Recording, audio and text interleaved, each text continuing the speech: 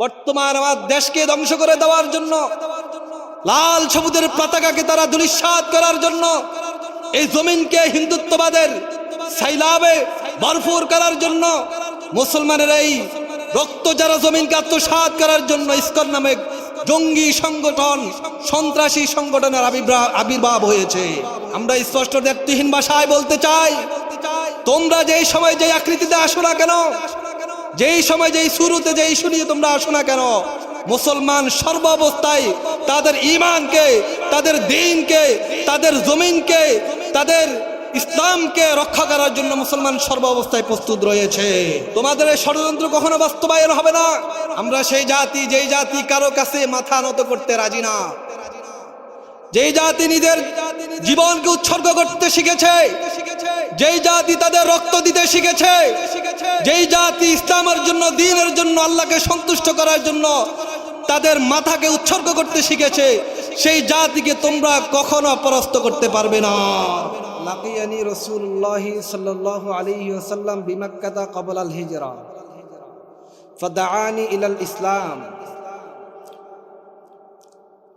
ওসমান ইবনে তালহা বলেন, রাসূল করিম সাল্লাল্লাহু আলাইহি ওয়াসাল্লাম হিজরতের পূর্বে মক্কাতে প্রবেশ করলেন এবং আমাকে ইসলামের দিকে দাওয়াত দিলেন। ওসমান ইবনে তালহা বলেন, আমি রাসূলকে বললাম আপনার জন্য আমার আশ্চর্য লাগে, যেখানে মুশরিকদের পক্ষ থেকে আমাকে বাইতুল্লাহর চাবির দায়িত্ব দেওয়া হয়েছে। বাইতুল্লাহর চাবির আমার হাতে দেওয়া হয়েছে। আমি প্রতি সোমবার এবং বৃহস্পতিবার বাইতুল্লাহর দরজা উন্মুক্ত করি। এই অবস্থায় আপনি আমাকে ইসলামের দিকে, এবং আপনি আশা করেন আপনার দাওয়াত কবুল করে আমি আপনার অনুসরণ করব, এটা আশ্চর্যের বিষয়। এরপর ওসমান ইবনে তালহা তিনি বলেন, রাসূল করিম সাল্লাল্লাহু আলাইহি ওয়াসাল্লাম অন্য আরেকদিন তিনি মক্কাতে প্রবেশ করলেন। প্রবেশ করার পর রাসূল মক্কার ভিতরে, বাইতুল্লাহর ভিতরে তিনি প্রবেশ করতে চাইলেন। ফাআগলাযতু আলাইহি ওয়ানিলতু আনহু, আমি রাসূলের এই চাওয়াকে, রাসূল যখন চাইলেন মক্কাতে প্রবেশ করবে, আমাকে চাবি দেওয়ার জন্য বললেন, খুলে দেওয়ার জন্য বললেন, আমি রাসূলের সাথে খারাপ আচরণ করেছি, অনেক কঠোরতা অবলম্বন করেছি, তিরস্কার করেছি। এই অবস্থা দেখে আলী রাদিয়াল্লাহু তাআলা আনহু তিনি উসমান ইবনে তালহা থেকে জোরপূর্বক চাবি নিয়ে বাইতুল্লাহর দরজা রাসূলের জন্য মুক্ত করে দিলেন। রাসূল করিম সাল্লাল্লাহু আলাইহি ওয়াসাল্লাম বাইতুল্লাহর ভিতরে প্রবেশ করলেন, নামাজ পড়লেন। বের হওয়ার সময় ওসমান ইবনে তালহাকে বললেন, ইয়া উসমান, ওসমান ইবনে তালহাকে বললেন, লাআল্লাকা সাতারা হাযাল মিফতাহ ইয়াওমান বিয়াদি আযাতু হাইসু শি'তু। কসম করি রাসূল বললেন, হে ওসমান, অতি সত্বর তুমি দেখবা এই বাইতুল্লাহর চাবি আমার হাতে আল্লাহ ন্যস্ত করবেন, আর আমি যাকে চাই তাকে এই চাবির দায়িত্ব দিয়ে দিব। বলেন সুবহানাল্লাহ। ওসমান ইবনে তালহা বললেন, রাসূলের এই কথার পর আমার দিলের কম্পন সৃষ্টি হয়ে গেল। আমার দিলে এমন অবস্থা সৃষ্টি হলো, মনে মনে বলতে লাগলাম যে রাসূলের কথা তো সত্যিই হবে, রাসূলের কথা মিথ্যা হতে পারে না। ভাবলাম যে রাসূল যা বলেছে তা একদিন সত্য বাস্তবায়ন হবে। এরপর যখন মক্কা ফাতেহ হলো, রাসূল করিম সাল্লাল্লাহু আলাইহি ওয়াসাল্লাম ফাতেহ মক্কার দিন এই বাইতুল্লাহতে প্রবেশ করলেন এবং আলী রাদিয়াল্লাহু তাআলাকে বললেন, ওসমান ইবনে তালহা থেকে চাবিটা নিয়ে আসো। বড় হাদিসের মধ্যে বর্ণিত হয়েছে, তো ওসমান ইবনে তালহা রাসূল করিম সাল্লাল্লাহু আলাইহি ওয়াসাল্লামের সামনে আসলেন এবং চাবি রাসূলকে দিয়ে দিলেন। বলেন সুবহানাল্লাহ। চাবি রাসূলের হাতে আসার পর আলী রাদিয়াল্লাহু তাআলা চাইলেন চাবিটা কুরাইশ বংশের লোকের হাতে থাকবে, আল্লাহ রসুলের চাচা আব্দুল্লাহ ইবনে আব্বাস, আল্লাহ রসুলের চাচা আব্বাস রাদিয়াল্লাহু তাআলা, তিনি এই বাইতুল্লাহর হাজিদেরকে পানি পান করার দায়িত্ব ছিলেন। ওই সময়ের মধ্যে দুইটা জিনিস বেশি দামি ছিল, যারা হাজিদেরকে পানি পান করাইতো আর যার হাতে সাবির দায়িত্ব থাকতো বাইতুল্লাহর। এই দুইটা জিনিসকে তারা অনেক দামি মনে করত। আল্লাহ পাক রব্বুল আলামিন এই মুশরিকদের এই দুইটা বিষয় তারা বেশি গুরুত্বপূর্ণ মনে করতেন। মুশরিকরা তারা ঈমান আনে না, এরপরও বাইতুল্লাহ হাজিদেরকে পানি পান করাইতেন আর বাইতুল্লাহর চাবি তাদের জিম্মাদারি ছিল। তারা এই দুইটা আমলকে অনেক বড় মনে করতেন, সব আমল থেকে দামি আমল, কিন্তু তারা ঈমান আনে নাই। কি আনে নাই? ঈমান আনে নাই। তাদের এই কথাকে আল্লাহ পাক রব্বুল আলামিন কোরআনে কারীমের মধ্যে ইরশাদ করেন, আজআলতুম সিকায়াতাল হাজ্জ ওয়া ইমারাতাল মাসজিদিল হারাম কামান আমানা বিল্লাহি ওয়াল ইয়াউমিল আখির ওয়া জাহাদা ফি সাবিলিল্লাহ লা ইয়াস্তাবুনা ইনদাল্লাহ ওয়াল্লাহু লা ইয়াহদিল কওমাজ যালিমিন। আল্লাহ পাক রব্বুল আলামিন বললেন, তোমরা হাজিদেরকে পানি পান করানো এবং বাইতুল্লাহর চাবি তোমাদের হাতে, তোমাদের জিম্মাদারি, এটাকে তোমরা কি ওই ব্যক্তির সমমান মনে করো যে ব্যক্তি ঈমান আনছে এবং আল্লাহর রাস্তায় জিহাদ করছে। আল্লাহ পাক রব্বুল আলামিন লা ইস্তাবুনা ইনদাল্লাহ, যে ব্যক্তি ঈমান আনার পর আল্লাহর রাস্তায় জিহাদ করেছে, এই ব্যক্তির চাইতে দুনিয়ার কোন আমল এই ব্যক্তির আমলের চাইতে বেশি হতে পারে না। বলেন সুবহানাল্লাহ। আল্লাহ পাক রব্বুল আলামিন বলেন, লা ইস্তাবুনা ইনদাল্লাহ ওয়াল্লাহু লা ইয়াহদিল কওমাজ যালিমিন। আল্লাহ পাক রব্বুল আলামিন বলেন, যেই ব্যক্তি ঈমান আনলো এবং জিহাদ করলো আল্লাহর রাস্তায়, সেই ব্যক্তির দাম আর যে ঈমান আনে নাই অথবা ঈমান আনছে কিন্তু সে বাইতুল্লাহর হাজিদেরকে পানি পান করায় অথবা তার হাতে বাইতুল্লাহর চাবির জিম্মাদারি রয়েছে, আল্লাহ পাক রব্বুল আলামিন এই দুই ব্যক্তি কখনো সমান হতে পারে না। আল্লাহ পাক রব্বুল আলামিন বলেন, যেই ব্যক্তি ঈমান আনলো এবং জিহাদ করলো তার মর্যাদার অন্য অন্য আমলকারীর মর্যাদা কখনো আল্লাহর নিকট সমান হতে পারে না। কারণ আল্লাহ পাকের নিকট ঈমান আনার পর জিহাদ হলো, এলাই কালিমাতুল্লাহর ইবাদত হলো আল্লাহর কাছে সবচেয়ে বেশি প্রিয়। আল্লাহ পাক রব্বুল আলামিন ডাক দিয়ে বলেন, আল্লাযীনা আমানু وهاجروا وجاهدوا في سبيل الله بأموالهم وأنفسهم أعظم درجة عند الله أولئك هم الفائزون। আল্লাহ পাক রব্বুল আলামিন বলেন, যে ব্যক্তি ঈমান আনলো, হিজরত করলো এবং আল্লাহর রাস্তায় নিজের মালকে উৎসর্গ করে দিয়ে, নিজের জানকে উৎসর্গ করে দিয়ে আল্লাহ রাস্তায় জিহাদ করলো, আল্লাহ পাক রব্বুল আলামিন বলেন এর চাইতে বড় প্রতিদান আখিরাতে আল্লাহর কাছে আর কেউ পাবে না। বলেন সুবহানাল্লাহ।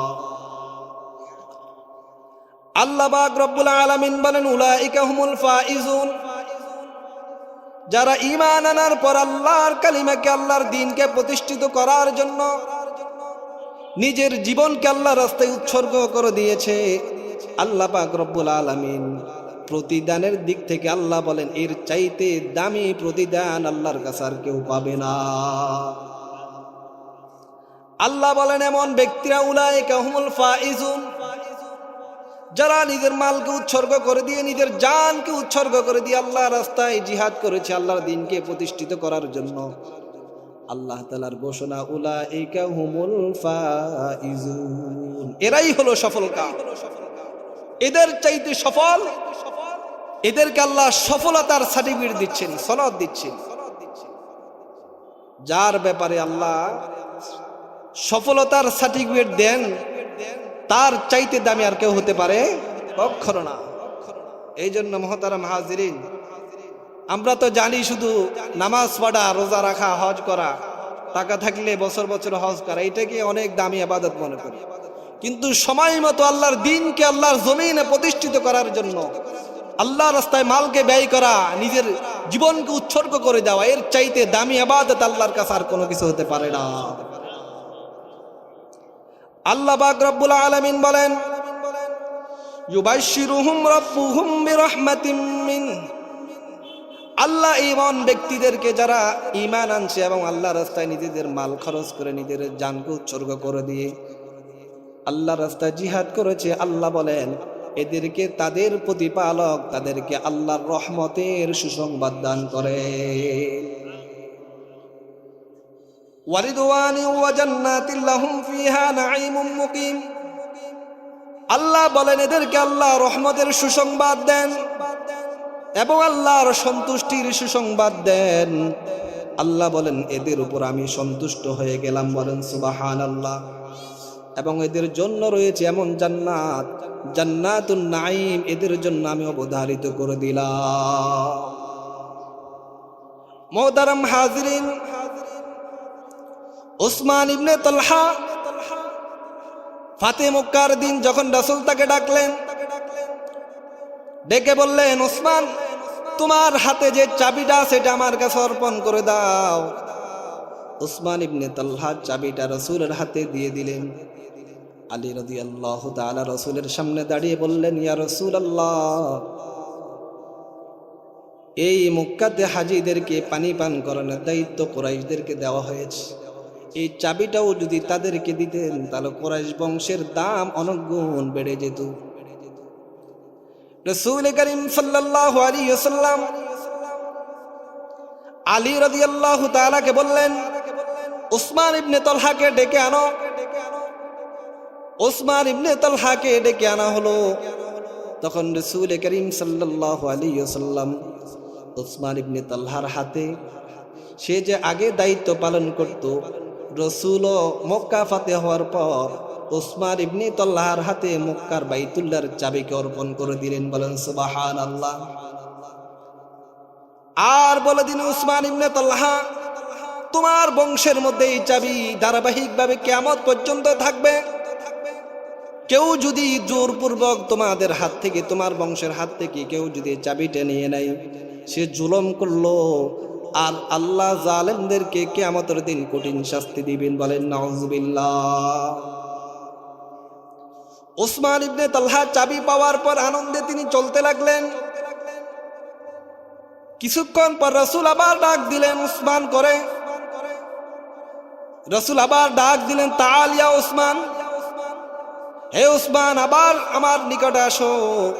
উসমান ইবনে তালহা বলেন, আমি রাসূলের ডাকে গিয়ে রাসূলের সামনে হাজির হলাম। হাজির হওয়ার পর রাসূল উসমান ইবনে তালহাকে বললেন, উসমান, আমি কি তোমাকে বলি নাই যে এই চাবি আল্লাহ তাআলা আমার হাতে পুনরায় ফিরিয়ে দিবেন? তোমার কি এই কথা স্মরণ আছে কিনা? ক্বালা উসমান ইবনে তালহা, নাম ইয়া রাসূলুল্লাহ, ইয়া রাসূলুল্লাহ, আমার স্মরণ আছে। ওই দিনে আমার দিলে জানা হয়ে গিয়েছে যে আপনার কথা মিথ্যা হতে পারে না, কারণ আপনি যাই বলেন আল্লাহ সেই কথাকে সত্যায়ন, বাস্তবায়ন করে দেন, বলেন সুবহানাল্লাহ। মুহতারাম হাজিরিন, বলতে চেয়েছিলাম ওই সময় আল্লাহ রাসূল সাল্লাল্লাহু আলাইহি ওয়াসাল্লামের উপরে এই আয়াতটা নাজিল হলো। সূরা নিসার 58 নম্বর আয়াত নাজিল হলো। আল্লাহ পাক রব্বুল আলামিন এই আয়াতের মধ্যে ইরশাদ করেন, ইন্নাল্লাহা ইয়া'মুরুকুম আন তু'আদ্দুল আমানাতি ইলা আহলিহা ওয়া ইযা হাকামতুম বাইনান নাসি আন তাহকুমু বিল আদল ইন্নাল্লাহা নি'ম্মা ইয়া'iযুকুম বিহি ইন্নাল্লাহা কানা সামিআম বাসীরা, বলেন সুবহানাল্লাহ। আল্লাহ পাক রব্বুল আলামিন ওই সময় আয়াতটা নাজিল করলেন। নাজিল করে বলে দিলেন, আল্লাহ পাক রব্বুল আলামিন তোমাদেরকে আদেশ দিচ্ছেন যেন তোমরা আমানতদারের হাতে আমানত অর্পণ করো, পরিপূর্ণভাবে আদায় করে দাও। মুহতারাম হাজিরিন, আল্লাহ এই আয়াত যদিও নাকি ওই বিষয় সম্পর্কে নাজিল করেছেন, কিন্তু এই আয়াতের হুকুম আল্লাহ তাআলা আম করে দিয়েছেন। কিয়ামত পর্যন্ত যত মানুষ দুনিয়ার মধ্যে আসবে সবাই এই আয়াতের হুকুমের অন্তর্ভুক্ত হয়ে যাবে। আল্লাহ পাক রব্বুল আলামিন প্রথম আদেশ করলেন আমানতদারের নিকট আমানতকে পরিপূর্ণভাবে তোমরা আদায় করে দাও। আমানত আদায় করা, আমানত অনেক প্রকার। আল্লাহ আমানাত শব্দ ব্যবহার করেছেন, জমা শব্দ ব্যবহার করেছেন। আল্লাহ পাক রব্বুল আলামিন এখানে আয়াতের মধ্যে আমানাতুন ব্যবহার না করে আমানাত জমা ব্যবহার করেছেন। জমা ব্যবহার করে আল্লাহ আমাদেরকে জানিয়ে দিচ্ছেন আমানত শুধু মানুষের করজ, মানুষের টাকা পয়সা তোমার কাছে রাখা হয়েছে, বিষয়টা এমন না, বরং আমানতের অনেক প্রকার রয়েছে। এক নম্বর প্রকার হলো যে কোনো ব্যক্তি কারো কাছে কোনো জিনিস আমানত রাখলো, ওই জিনিসটা তার কাছে পুনরায় যেভাবে রাখছে ওইভাবে ফিরিয়ে দেওয়া, এটাও আমানত। এই সম্পর্কে আমরা অবগত আছি। পৃথিবীর মধ্যে সবচাইতে সেরা শ্রেষ্ঠ আমানতদার ছিলেন আমাদের নবী হযরত মুহাম্মদুর রাসূলুল্লাহ সাল্লাল্লাহু আলাইহি ওয়াসাল্লাম। বলেন সুবহানাল্লাহ। আমাদের রাসূলের চাইতে শ্রেষ্ঠ আমানতদার এই পৃথিবীর জমিনে আর কেউ আসে নাই এবং সামনেও কেউ আসবে না। রাসূলকে এখনো নবুয়ত দেওয়া হয় নাই, এখনো আল্লাহ পাক রব্বুল আলামিন নবী বানাই নাই। নবুয়তের প্রায় 20 বছর পূর্বেই কাফেররা যারা রাসূলের বিরোধিতা করে, যারা রাসূলের শত্রু, তারা রাসূলকে আল আমিন বলে শ্রেষ্ঠ বিশ্বস্ত হিসেবে রাসূলকে খেতাব দান করেন, লকব দান করেন। বলেন সুবহানাল্লাহ। শত্রুরা রাসূলকে শ্রেষ্ঠ বিশ্বাসী আল আমিন, ওনার চাইতে শ্রেষ্ঠ আমানতদার। এই আল আমিন কোন মুসলমান লকব দেয় নাই, উপাধি এটা কে দিছে? কাফেররা দিছে। কে দিছে? কাফেররা দিছে। মুহতারাম হাজিরিন, কাফেররা রাসূলের কাছে, তাদের কাছে শ্রেষ্ঠ জিনিসগুলো রাসূলের কাছে আমানত রাখতেন, কিন্তু তারা রাসূলের দুশমন ছিলেন। এরপরও তারা জানতেন যে মুহাম্মদ আমানতের খেয়ানতকারী নয়। সংক্ষেপে বলছি বুঝার জন্য, হিজরতের সময় যখন আল্লাহ পাক রব্বুল আলামিন হিজরতের অনুমতি দিলেন রাসূলকে, রাসূল করিম সাল্লাল্লাহু আলাইহি ওয়াসাল্লাম অপেক্ষায় ছিলেন মক্কা থেকে কখন আল্লাহ হিজরতের অনুমতি দিবেন। যখনই আল্লাহ পাক রব্বুল আলামিন রাসূলকে হিজরতের অনুমতি দিলেন, রাসূল করিম সাল্লাল্লাহু আলাইহি ওয়াসাল্লামের কাছে ওই সময় মুশরিকদের, কাফেরদের, ইহুদিদের অনেক আমানত ছিলেন। যেই মক্কার মুশরিক এবং ইহুদিদের কারণে রাসূল মক্কা ছেড়ে মদিনায় চলে যাচ্ছেন, চাইলে তো শত্রুদের সম্পদ, শত্রুদের আমানত নিয়ে চলে যেতে পারতেন, কিন্তু তিনি এমন বিশ্বাসী, এমন আমানতদার লোক, শত্রুদের আমানত তাদের কাছে ফিরিয়ে দেওয়ার জন্য হযরত আলী রাদিয়াল্লাহু তাআলাকে বললেন, তুমি আমার বিছানার মধ্যে শুয়ে থাকো, আমি আর আবু বকর হিজরত করলাম। যতক্ষণ পর্যন্ত মুশরিক এবং কাফেরদের আমানতগুলো তুমি তাদের কাছে পৌঁছিয়ে না দিবে, ততক্ষণ পর্যন্ত তুমি হিজরত করবে না, তোমার হিজরত করার অনুমতি নাই। মুহতারাম হাজিরিন, যেই কাফেররা রাসূলকে মক্কা থেকে বের করে দিলেন, যেই মুশরিকরা রাসূলের উপর অত্যাচার করলেন, তাদের আমানতকে তাদের কাছে ফিরিয়ে দেওয়ার জন্য রাসূল একজন লোক, সাহাবী রাসূলের জামাতা আলী রাদিয়াল্লাহু তাআলাকে নির্ধারণ করলেন। বলেন আল্লাহু আকবার। কেমন আমানতদার ছিলেন! শত্রুদের আমানত শত্রুদের কাছে ফিরিয়ে দেওয়ার জন্য, যারা রাসূলকে মারার জন্য, হত্যা করার জন্য ষড়যন্ত্র করলো, রাসূল কিন্তু তাদের আমানত নিয়ে যান নাই, তাদের আমানত তাদের কাছে ফিরিয়ে দিয়েছেন। বলেন সুবহানাল্লাহ। কেমন আমানতদার ছিলেন!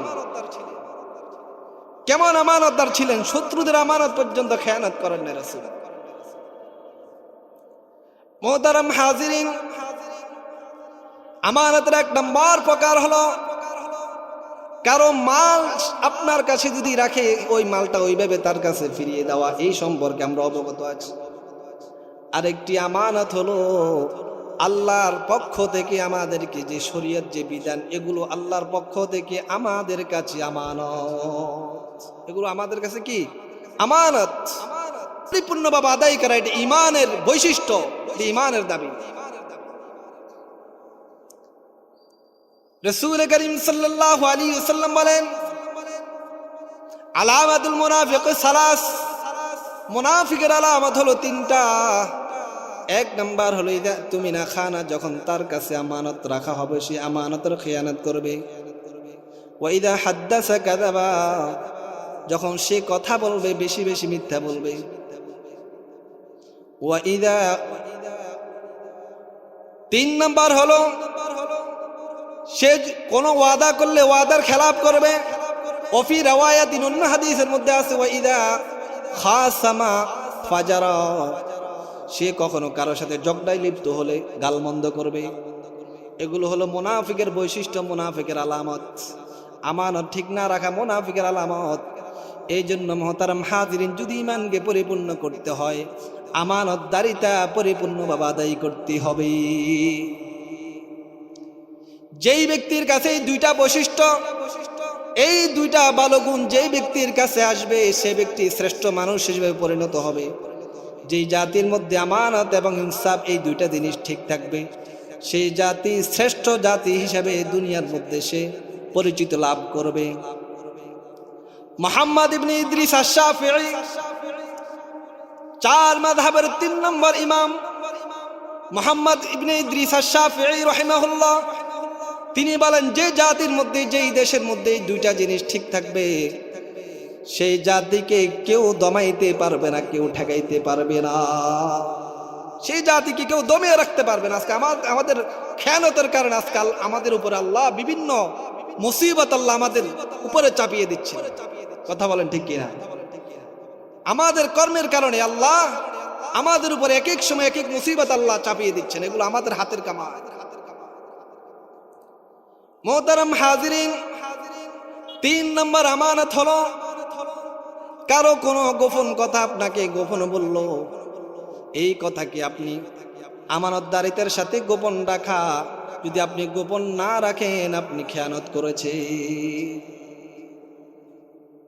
আল্লাহ রাসূল সাল্লাল্লাহু আলাইহি ওয়াসাল্লাম বলেন, ইদা হাদ্দাসার রাজুলু ইদাল সুম্মাল তাফাতা ফাহিয়া আমানাতুন, কোন ব্যক্তি চুপে চুপে খুব সতর্কতার সহিত তোমার কাছে কোনো একটা কথা বলেছে, তুমি মনে করবে এটা তোমার কাছে আমানত রাখছে, এই কথা তুমি আর কাউকে বলো না। আজকে তো আমরা আমাদের মধ্যে এই অভ্যাসটা শুধু সাধারণ মানুষ না, আলেমের মধ্যেও মানুষের কথা, মানুষের দোষ ত্রুটি প্রচার করার ক্ষেত্রে কেউ কোনো দিকে কমতি না। এইভাবে বলে দেয় যে অমুকে আমার কাছে একটা কথা বলেছে, আমাকে কাউকে বলতে নিষেধ করেছে, আমি তোমাকে বললাম তুমি কাউকে বলো না। আবার সেও আরেকজনকে এইভাবে বলে যে মসজিদের ইমাম সাহেব অমুক সম্পর্কে এমন একটা কথা বলেছে, আমি শুধু তোমাকে বলছি তুমি আর কাউকে বলো না। এইভাবে প্রচার করতে করতে আমানতের খেয়ানত হয়ে যায়।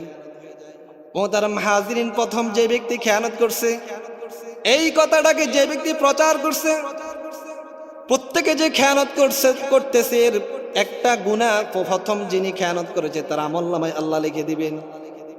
এই জন্য মুহতারাম হাজিরিন, অন্যের কোনো গোপন কথা, অন্যের কোনো দোষ ত্রুটি আপনার কাছে আমানত, আপনার কাছে কি আমানত। এগুলো তো আমরা গুনাহ মনে করি না। মসজিদে বসেও অন্যের সমালোচনা, অন্যের গীবত, মসজিদে আল্লাহর ঘরে বসে নামাজ পড়তে এসে দুইজন আর কাজ নাই, শুরু করে দেয় অন্যের সমালোচনা।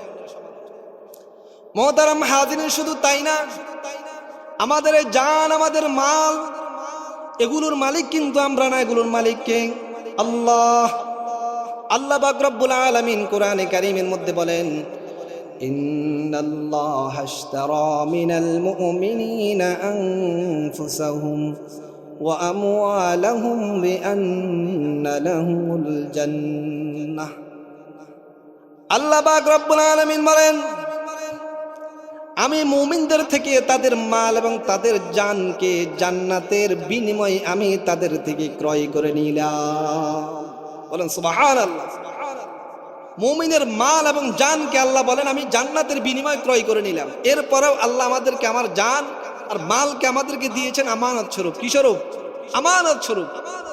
এই জান আমার না, এই জন্য আত্মহত্যা করা, সুইসাইড করা, আত্মহত্যা করা এটা জায়েজ নাই। কারণ হলো এই জানের মালিক আপনি না, এই জানের মালিক কে? আল্লাহ। আল্লাহ এটা ক্রয় করে নিয়েছেন কিসের বিনিময়ে? জান্নাতের বিনিময়ে। মুহতারাম হাজিরিন, আল্লাহ পাক রব্বুল আলামিন বলেন এই মুমিনের এই জান এবং মাল আমি জান্নাতের বিনিময়ে তাদের থেকে ক্রয় করে নিলাম।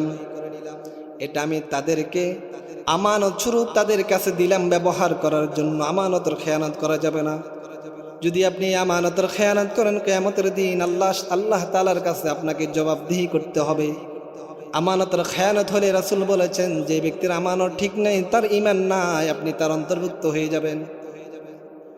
এই জন্য মুহতারাম হাজিরিন, আপনার শরীর, আপনার হায়াত, আপনার সম্পদে আল্লাহর পক্ষ থেকে আমানত দেওয়া হয়েছে, এটাকে আপনি অপচয় করতে পারবেন না।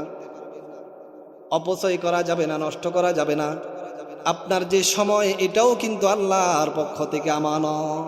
আমাদের জীবনটা কার পক্ষ থেকে আমানত? আল্লাহর পক্ষ থেকে আমানত। আল্লাহ পাক রব্বুল আলামিন বলেন তোমাদের প্রত্যেকটা জিনিস তোমাদের কাছে আমানত। এই আমানত যদি তোমরা ঠিক রাখতে পারো, আল্লাহ পাক রব্বুল আলামিন কিয়ামতের দিন এই আমানত ঠিক রাখার কারণে, এই আমানতের পরিপূর্ণ আমানতদারিতা ঠিক রাখার কারণে আমাদের জন্য আল্লাহ তাআলা জান্নাত প্রস্তুত করে রেখেছেন। বলেন সুবহানাল্লাহ। এক নম্বর হলো আমানত। এরপর আল্লাহ তাআলা আদেশ করেন وَإِذَا حَكَمْتُمْ بَيْنَ النَّاسِ أَن تَحْكُمُوا بِالْعَدْلِ إِنَّ اللَّهَ نِعِمَّا يَعِظُكُم بِهِ। দ্বিতীয় নম্বর আল্লাহ যে বিষয়টা আদেশ করতেছেন সেটা হলো যখন তোমাদেরকে কোনো জায়গায় বিচারক বানানো হবে। পরিবারের মধ্যে অনেক সময় ছেলে সন্তানের মধ্যে ঝগড়া হয়, তোমার বাবা বিচারপতি। এই সন্তানের মধ্যে তোমাকে ইনসাফের সহিত ফয়সালা করতে হবে, কারো প্রতি টানা যাবে না। ছেলের প্রতি টানলেন, মেয়ের প্রতি জুলুম করলেন, যদি জুলুম করেন আপনি আদালতের ইনসাফের খেয়ানত করলেন। আল্লাহ রাসূল সাল্লাল্লাহু আলাইহি ওয়াসাল্লাম হাদিসের মধ্যে ইরশাদ করেন কিয়ামতের দিন আল্লাহ তাআলা 7 শ্রেণীর ব্যক্তিকে আল্লাহ তাআলা আল্লাহর আরশের নিচে ছায়া দিবেন। বলেন সুবহানাল্লাহ। কয় শ্রেণীর লোককে? 7 শ্রেণীর লোককে আল্লাহ তাআলা আরশের নিচে ছায়া দিবেন। এর মধ্যে একজন হলো আল আদিল, ন্যায় বিচারক। সেই রাষ্ট্র বিচারক হোক বা বিচারপতি হোক বা গ্রাম্য বিচারপতি হোক বা পরিবারের বিচারপতি হোক না কেন, যদি ইনসাফ করে থাকে কিয়ামতের দিন আল্লাহ পাক রব্বুল আলামিন তাকে আরশের নিচে ছায়া দিবেন। আরশের নিচে ছায়া দিবেন। সাহাবায়ে কেরাম আল্লাহ রাসূল কেমন আদল ছিলেন। ওমর ইবনুল খাত্তাব, যার ভয়ে পুরা জাজিরাতুল আরব যার ভয়ে কাঁপত, ওমর ইবনুল খাত্তাব রাদিয়াল্লাহু তাআলা আনহু, তিনি এক ইহুদি থেকে একটি ঘোড়া ক্রয় করলেন। কি ক্রয় করলেন? ঘোড়া ক্রয় করার পর বেচা কিনে শেষ, টাকাও দিয়ে দিলেন। ঘোড়া নিয়ে তিনি চলতে লাগলেন। কিছু দূর যাওয়ার পর দেখলেন ঘোড়ার পা একটা নষ্ট, হাঁটতে পারে না। তিনি আবার আসলেন ইহুদির কাছে, বললেন তোমার ঘোড়া তো পায়ে সমস্যা। ইহুদি বলল আমার ঘোড়ার কোনো সমস্যা নাই, আমার কাছে থাকা অবস্থা আপনি কি এই দুষ্টুটি দেখছেন? তো না। ওমর রাদিয়াল্লাহু তাআলা মানেন নাই যে তোমার এই ঘোড়ার দোষ আগের থেকে আছে, কিন্তু তাদের মাঝে সমাধান হচ্ছে না। ওমর ইবনুল খাত্তাব তিনি খলিফাতুল মুসলিমিন, তিনি চাইলে জোরপূর্বক তিনি এই ঘোড়াকে ফেরত দিতে পারতেন, কিন্তু তিনি ইনসাফ করেছেন, নীতিবান ছিলেন। পৃথিবীর ইতিহাসে ওমর ইবনুল খাত্তাবের চাইতে আদেল ইনসাফদাতা দুনিয়ার মধ্যে তিনি নিদর্শন কায়েম করেছেন, দৃষ্টান্ত কায়েম করেছেন। ওই সময়ের কাজী ছিলেন কাজী শুরাইহ রাদিয়াল্লাহু তাআলা আনহু। তাকে বিচারপতি হিসেবে ডাকা হলো। তিনি ওমর ইবনুল খাত্তাবকে জিজ্ঞেস করলেন যে আপনি কি এই দোষ তার থেকে যখন কিনছেন তখন দেখছেন কিনা? ওমর ইবনুল খাত্তাব বললেন না। কখন দেখলেন? কিছু দূর নেওয়ার পর দেখলেন। তখন কাজী সরাই বললেন, তাহলে আপনার যে আপত্তি তাকে ফিরিয়ে দেওয়ার যেটা চাচ্ছেন এটা আপনি দিতে পারবেন না, এটা আপনি দিতে পারবেন না। ওমর ইবনুল খাত্তাব এত বড় খলিফা হওয়া সত্ত্বেও কাজী সরাইয়ের বিচারকে, নীতিবান বিচারকে তিনি মাথা নত করে মেনে নিয়েছেন। বলেন সুবহানাল্লাহ। আমাদের তো আজকে মানারও মেজাজ নেই। কেউ যদি ইনসাফের সাথে বিচার করার আমার বিপক্ষে যায় রায়, তো সে খারাপ, মানতেও রাজি না, করতেও রাজি না। আজকে ইনসাফের সহিত যদি আমাদের বিচারগুলো হতো, যারা দেশের মধ্যে দেশের সম্পদ বাহিরে প্রচার করেছে, মানুষকে হত্যা করেছে, মানুষের উপর জুলুম করেছে, আজকে তাদের কোমরে তাদের হাতে রশি নাই। কিন্তু ওলামায়ে কেরাম যারা নিরপরাধ ছিল, যাদের কোনো দোষ ছিল না, আপনারা দেখেছেন কিছুদিন আগে তাদেরকে এইভাবে রশি লাগিয়ে, হেলমেট লাগিয়ে তাদের কোমরে রশি বেঁধে তাদেরকে আদালতে উঠানো হয়েছে। কিন্তু যে সন্ত্রাস বাহিনী, যে সন্ত্রাস যারা মানুষের মাল জানকে শেষ করে দিয়েছে, পুরো দেশকে তছনছ করে দিয়েছে, এদেরকে জামাইয়ের মতো নতুন পাঞ্জাবি, ইস্তারি করা পাঞ্জাবি লাগিয়ে গায়ে দিয়ে তাদেরকে আদালতে উঠানো হচ্ছে। ইনসাফ হচ্ছে না। যেই যতটুকু অপরাধ করেছে তার অতটুকু বিচার হওয়া চাই। যদি অতটুকু বিচার না হয়, ইনসাফের খেলাফ হবে। আলী রাদিয়াল্লাহু তাআলা আনহু তিনি কুফাতে যাচ্ছিলেন, যাওয়ার পথে তার ওট থেকে, ঘোড়া থেকে শরীরের যে যুদ্ধ পোশাক এটা পড়ে গিয়েছে, তিনি খেয়াল করেন নাই। এক ইহুদি দূর থেকে দেখছে যে আলী রাদিয়াল্লাহু তাআলার যুদ্ধ পোশাকটা পড়ে গিয়েছে, তিনি নিয়ে ফেললো। আলী রাদিয়াল্লাহু তাআলা কতটুকু যাওয়ার পর দেখলেন তার ঘোড়ার মধ্যে তার যুদ্ধের পোশাক নেই। বাজারে যাওয়ার পর দেখলেন এক ইহুদি এই পোশাক নিয়ে উপস্থিত হয়েছে বেচার জন্য। আলী রাদিয়াল্লাহু তাআলা তাকে গিয়ে বললেন যে এটা তো আমার পোশাক। সে বলল, না, আপনার পোশাক না, এটা আমার পোশাক, আমি বেচার জন্য, বিক্রির জন্য এনেছি। ওই কুফার বিচারক ছিলেন কাজী শুরাইহ রাদিয়াল্লাহু তাআলা আনহু। উভয়জন বিচারের জন্য কাজী শুরাইহের কাছে গেলেন।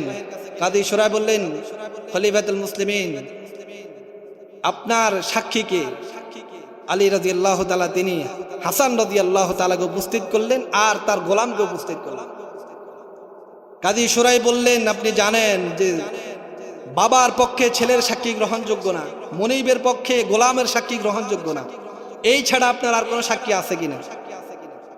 কাজী শুরাইহ জানেন এই পোশাক আলী রাদিয়াল্লাহু তাআলার, সবাই জানে আলী রাদিয়াল্লাহু তাআলা, কিন্তু তার সাক্ষী নাই। তাই কাজী শুরাইহ তিনি এই পোশাক ইহুদির এটাই রায় দিয়ে দিলেন। আলী রাদিয়াল্লাহু তাআলা মাথা পেতে তিনি এই বিচারকে তিনি মেনে নিলেন। বলেন সুবহানাল্লাহ। ইহুদি মনে মনে চিন্তা করতে লাগলো, মুসলমানের ইসলাম এত সুন্দর, মুসলমানের দিন এত ইনসাফ, দিনের মধ্যে এত ইনসাফ, আলী রাদিয়াল্লাহু তাআলা তিনি চাইলে আমার থেকে এই পোশাকটা জোরপূর্বক নিয়ে নিতে পারতেন, কারণ এটা তার পোশাক, সেও জানে আমিও জানি। কিন্তু মুসলমান এমন ইনসাফ করতে পারে আমার কল্পনাও ছিল না। তৎক্ষণাৎ ওই ইহুদি কালিমা পড়ে তিনি ইসলাম গ্রহণ করে নিলেন। বলেন সুবহানাল্লাহ।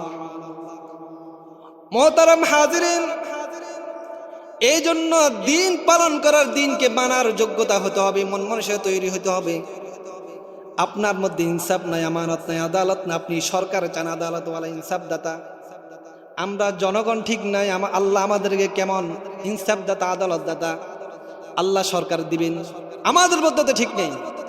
আমরা যদি ঠিক হয়ে যেতাম তো আল্লাহ আমাদের জন্য এমন বাচ্চা, এমন সরকার দিতেন যে ইনসাফদাতা, আদালতদাতা।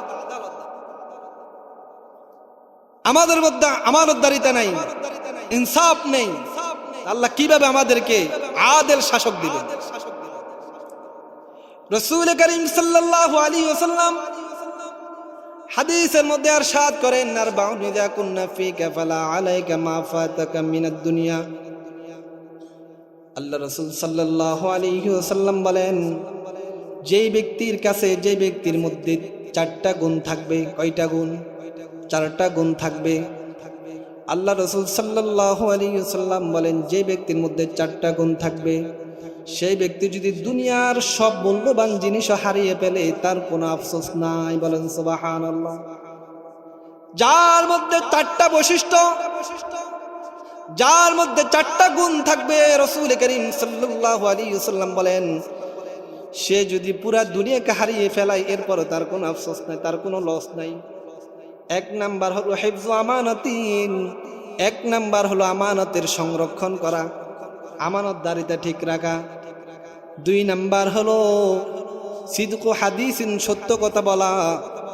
তিন নাম্বার হলো ওয়াইফাতুন ফি তুমাতিন, হালাল রিজিক ভক্ষণ করা। আজকে তো আমরা হালাল রিজিক ভক্ষণ করতে রাজি না। আপনার সামনে খানাটা কোত্থেকে আসলে একটু চিন্তাও করি নাই। দাওয়াত দিয়েছে অমুক ব্যক্তি, চলে গেলাম, সে এই যে আপনাকে খাওয়াচ্ছে এটা কি হালাল পন্থায় খাওয়াচ্ছে নাকি হারাম পন্থায় খাওয়াচ্ছে, কোনো পার্থক্য করতে আমরা রাজি না। খাওয়া সামনে আসলে হয় হালাল হারামের কোনো তাওয়াক্কা আমরা করি না, বলেন ঠিক কিনা?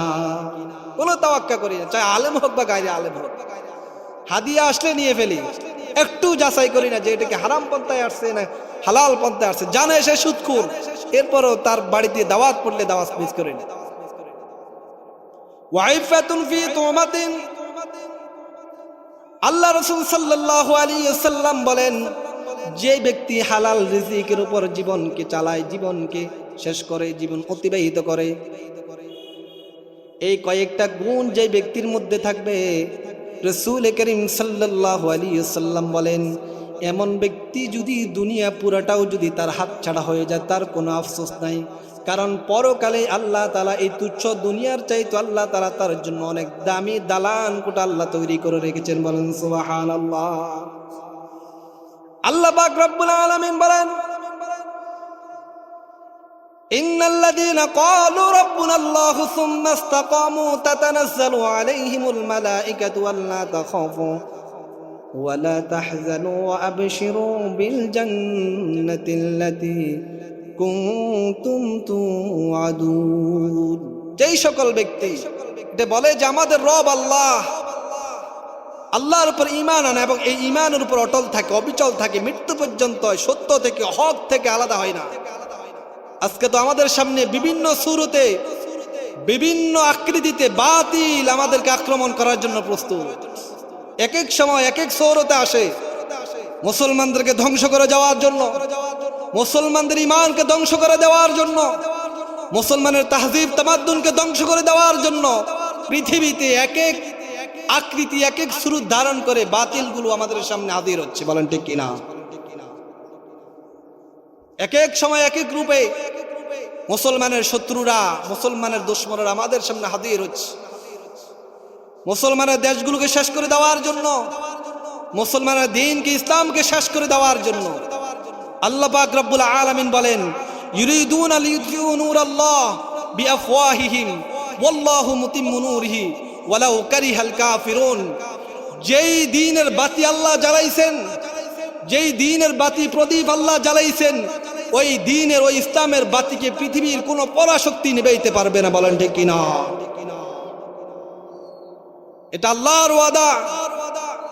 আল্লাহ বলে দিয়েছেন পৃথিবীতে অনেক পরাশক্তি আক্রমণ করবে মুসলমানের উপরে, মুসলমানের দেশকে আত্মসাৎ করার জন্য, মুসলমানের দ্বীনকে ধূলিসাৎ করার জন্য, মুসলমানের ঈমানকে ধ্বংস করার জন্য, মুসলমানের সব কিছুকে শেষ করে দেওয়ার জন্য পৃথিবীতে এক এক আকৃতিতে এক এক সুরতে বাতিলগুলো হাজির হবে। আল্লাহ পাক বলেন যতই ষড়যন্ত্র করুক না কেন তাদের এই ষড়যন্ত্র কখনো জমিনের মধ্যে বাস্তবায়ন হবে না। ওমাকারু ওমাকারাল্লাহ ওয়াল্লাহু খায়রুল মাকিরিন। আল্লাহ পাক রব্বুল আলামিন বলেন তারা চক্রান্ত করে, এক এক সময় এক এক নামে তারা হাজির হয়। বর্তমান আমার দেশকে ধ্বংস করে দেওয়ার জন্য, লাল সবুজের পতাকাকে তারা ধূলিসাৎ করার জন্য, এই জমিনকে হিন্দুত্ববাদের সাইলাবে ভরপুর করার জন্য, মুসলমানের এই রক্ত যারা জমিনকে আত্মসাৎ করার জন্য ইসকন নামে জঙ্গি সংগঠন, সন্ত্রাসী সংগঠনের আবির্ভাব হয়েছে। আমরা স্পষ্ট দায়িত্বহীন ভাষায় বলতে চাই, তোমরা যেই সময় যেই আকৃতিতে আসো না কেন, যেই সময় যেই শুরুতে যেই শুনিয়ে তোমরা আসো না কেন, মুসলমান সর্বাবস্থায় তাদের ঈমানকে, তাদের দ্বীনকে, তাদের জমিনকে, তাদের ইসলামকে রক্ষা করার জন্য মুসলমান সর্বাবস্থায় প্রস্তুত রয়েছে। তোমাদের এই ষড়যন্ত্র কখনো বাস্তবায়ন হবে না, তোমাদের এই ষড়যন্ত্র কখনো বাস্তবায়ন হবে না। এই দেশের মধ্যে কয়েকশো বছর আগে হিন্দুর আক্রমণ হয়েছিল, কিন্তু শাহজালাল ইয়ামানি সেই হিন্দুকে প্রতিহত করে এই দেশকে তিনি ইসলামের জন্য তিনি বিজয় চিনিয়ে এনেছেন। বলেন সুবহানাল্লাহ। আমরা সেই জাতি, যেই জাতি কারো কাছে মাথা নত করতে রাজি না, যেই জাতি নিজের জীবনকে উৎসর্গ করতে শিখেছে, যেই জাতি তাদের রক্ত দিতে শিখেছে, যেই জাতি ইসলামের জন্য, দ্বীনের জন্য, আল্লাহকে সন্তুষ্ট করার জন্য তাদের মাথাকে উৎসর্গ করতে শিখেছে, সেই জাতিকে তোমরা কখনো পরাস্ত করতে পারবে না, কখনো পারবে না। তোমরাই যতই আমাদের দেশকে, দেশের পরিবেশকে নষ্ট করতে চাও, দেশের পরিবেশকে ঘোলাটো করতে চাও, দাঙ্গা বাজাইতে চাও, আমরা বলবো তোমাদের এই চক্রান্ত কখনো বাস্তবায়ন হবে না। আল্লাহ রাসূল সাল্লাল্লাহু আলাইহি ওয়াসাল্লাম আবু হুরায়রা রাদিয়াল্লাহু তাআলা হাদিস বর্ণনা করেন, ওয়াদানা রাসূলুল্লাহ সাল্লাল্লাহু আলাইহি ওয়াসাল্লাম গজওয়াতুল হিন্দ, রাসূল করিম সাল্লাল্লাহু আলাইহি ওয়াসাল্লাম গজওয়াতুল হিন্দের ওয়াদা করেছেন। আবু হুরায়রা রাদিয়াল্লাহু তাআলা রাবি বলেন, আমি রাসূলকে জিজ্ঞেস করলাম, ইয়া রাসূলুল্লাহ, এই গজওয়া হিন্দে যারা অংশগ্রহণ করবে তাদের ফজিলত কি? রাসূল করিম সাল্লাল্লাহু আলাইহি ওয়াসাল্লাম বলেন, যেই ব্যক্তি গজওয়া হিন্দে অংশগ্রহণ করবে, যেই ব্যক্তি গজওয়া হিন্দে শহীদ হবে, সেই ব্যক্তিকে আল্লাহ তাআলা শ্রেষ্ঠ শাহাদাত দান করবেন। বলেন সুবহানাল্লাহ। আর যেই ব্যক্তি গজওয়া হিন্দে শরীক হয়ে গাজী হয়ে বেঁচে থাকবে, সেই ব্যক্তিকে আল্লাহ তাআলা জাহান্নাম থেকে বিনা হিসেবে নাজাত দিয়ে দিবেন। বলেন সুবহানাল্লাহ। রাসূল করিম সাল্লাল্লাহু আলাইহি ওয়াসাল্লামের হাদিস মধ্যে কোনো সন্দেহ নেই। সন্দেহ আছে কিনা? কোনো সন্দেহ নেই। রাসূল করিম সাল্লাল্লাহু আলাইহি ওয়াসাল্লাম বলেন, ইসাবাতান মিন উম্মতি, ইসাবাতুন তাগজুল হিন্দা ওয়া ইসাবাতুন তাকুনু মা ঈসা ইবনে মারইয়াম। রাসূল করিম সাল্লাল্লাহু আলাইহি ওয়াসাল্লাম বলেন, আমার উম্মতের মধ্যে দুই দল এমন আসবে, যারা এই দুই দলের মধ্যে এক দল হবে এমন যারা গজওয়া হিন্দের মধ্যে শরীক হবে, হিন্দুদের সাথে লড়াই করবে। আমার এই উম্মত হিন্দুদের সাথে তাদের জঙ্গ হবে। সেই যুদ্ধকে রাসূল করিম সাল্লাল্লাহু আলাইহি ওয়াসাল্লাম গজওয়া হিন্দ নামে আখ্যায়িত দিয়েছেন। রাসূল বলেন, আমার উম্মতের আরেকটি দল যারা ঈসা ইবনে মরিয়মের সাথে থেকে দাজ্জাল এবং ইয়াজুজ মাজুজ সম্প্রদায়ের সাথে জিহাদ করবে। রাসূল বলেন, এই দুই সম্প্রদায়কে, আমার এই দুই দল উম্মতকে আল্লাহ তাআলা জাহান্নাম থেকে মুক্তি দিয়ে দিয়েছেন। বলেন সুবহানাল্লাহ। রাসূল করিম সাল্লাল্লাহু আলাইহি ওয়াসাল্লামের হাদিস সত্য, এটা হিন্দুরাও জানে, অন্য ধর্মের লোকেরাও জানে, হিন্দুরা জানে যে রাসূলের হাদিস সত্য।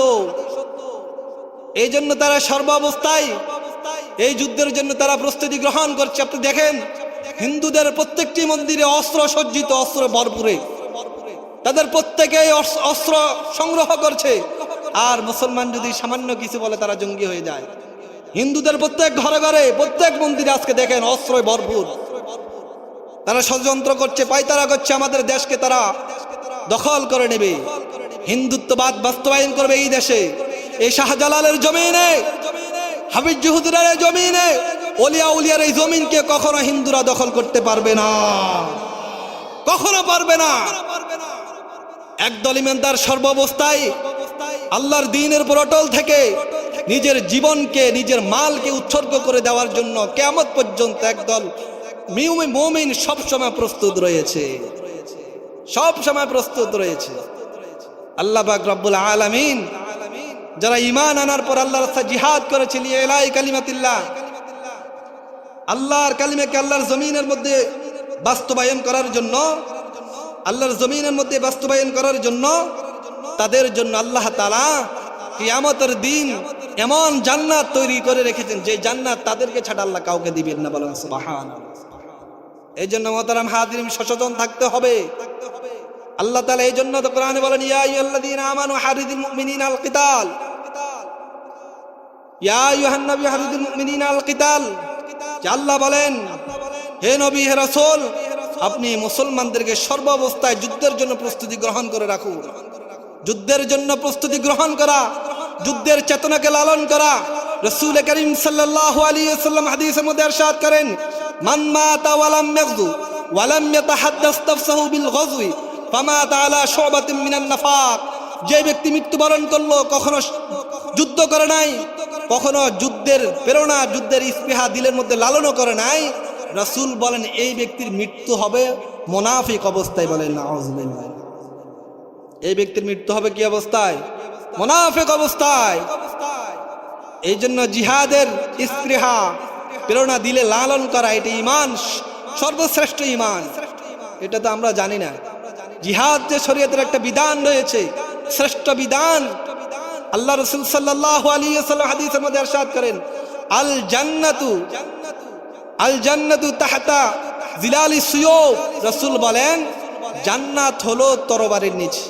অর্থাৎ জিহাদকে রাসূল এই হাদিসের মধ্যে গুরুত্ব দিচ্ছেন। আজকে যদি যুদ্ধ শুরু হয়, হিন্দুরা অস্ত্র সজ্জিত দিয়ে আপনার উপর আক্রমণ করে, আপনি কি করবেন? মার খাওয়া ছাড়া কোনো উপায় থাকবে না, কোনো প্রস্তুতি নাই আজকে আমাদের। আমরা এই দেশের মুসলমান কখনো অন্যায়ভাবে কোনো অন্য ধর্মের লোকের কখনো আক্রমণ করি নাই। এ পর্যন্ত কোনো ইতিহাস নাই অন্যায়ভাবে কোনো হিন্দুর উপর আক্রমণ হয়েছে, কোনো মন্দির আক্রমণ হয়েছে, এই ইতিহাস বাংলার জমিন এখনো হয় না। অথচ ওলামায়ে কেরাম রাত পাহারা দিচ্ছে তাদের মন্দির, মাদ্রাসার ছাত্ররা হিন্দুদের মন্দির পাহারা দিচ্ছে, আর হিন্দুরা ইসকন নামক জঙ্গি সংগঠন এই পাহারা দেওয়া মুসলমানদের ইহসানকে, তারা ইহসানের বদলা দিয়েছে, আমাদের এক ভাইকে তারা জব করে দিয়েছে, বদলা দিয়েছে, আমার ভাইয়ের রক্ত জমিনকে রঞ্জিত করেছে। তারা আমাদের ইহসান, এই ভালোবাসা প্রতিদান দিয়েছে আমাদের গলায় ছুরি জ্বালিয়ে। এই জন্য আল্লাহ তাআলা কোরআনের মধ্যে ইরশাদ করেন যে মুসলমান ছাড়া যত কুফরি রয়েছে সবাই পরস্পর ভাই ভাই। মুসলমান ছাড়া কেউ মুসলমানের শত্রু বন্ধু হতে পারে না। মুসলমান ছাড়া অন্য কাউকে আল্লাহ বন্ধু বানাইতে আল্লাহ নিষেধ করছে। আল কুফরু মিল্লাতুন ওয়াহিদা। সমস্ত কুফরি মতবাদ তারা একটা সম্প্রদায়ের নেই। পৃথিবীর মধ্যে ইহুদি বলেন, খ্রিস্টান বলেন, হিন্দু বলেন, যত জাতি বলেন না কেন, সবাই কিভাবে মুসলমানদেরকে এই জমিন থেকে উড়িয়ে দিবে, মুসলমানের ইসলামকে, মুসলমানের কোরআনকে এই জমিন থেকে শেষ করে দিবে, সব সময় তারা এই পায়তারা করে চেষ্টা করতে থাকে। দেখেন আজকে ফিলিস্তিনের দিকে তাকিয়ে ইহুদিরা কি পরিমাণ আমাদের ভাইদের উপর নির্যাতন করছে। প্রত্যেক রাষ্ট্রের মধ্যে আজকে মুসলমানের জাতির একটাই অপরাধ, ঈমান এনেছে। একটাই অপরাধ, তারা আল্লাহকে মানে, আল্লাহর কোরআনকে মানে, রাসূলকে মানে। এই ছাড়া মুসলমানের আর কোনো অপরাধ নাই, আর কোনো অপরাধ নাই এই ছাড়া। আজকে হিন্দুত্ববাদ, ভারতের উগ্র সংগঠন হিন্দুরা ধমকি দিচ্ছে যে আমাদের এই দেশকে তারা উড়িয়ে দিবে। মুসলমান উড়িয়ে যাওয়ার মতো মানুষ না। মুসলমান তারা সৈন্য এবং অস্ত্রের বলে যুদ্ধ করে না, মুসলমান ঈমানই বলে যুদ্ধ করে।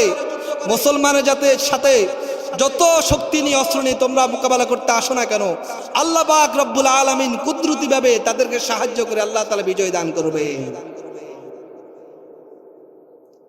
এই জন্য আল্লাহ পাক রব্বুল আলামিন বলতে চেয়েছিলাম, আল্লাহ বলেন আজআলতুম সিকায়াতাল হাজ ওয়া ইমারাতাল মাসজিদিল হারাম কামান আমানা বিল্লাহি ওয়াল ইয়াউমিল আখির।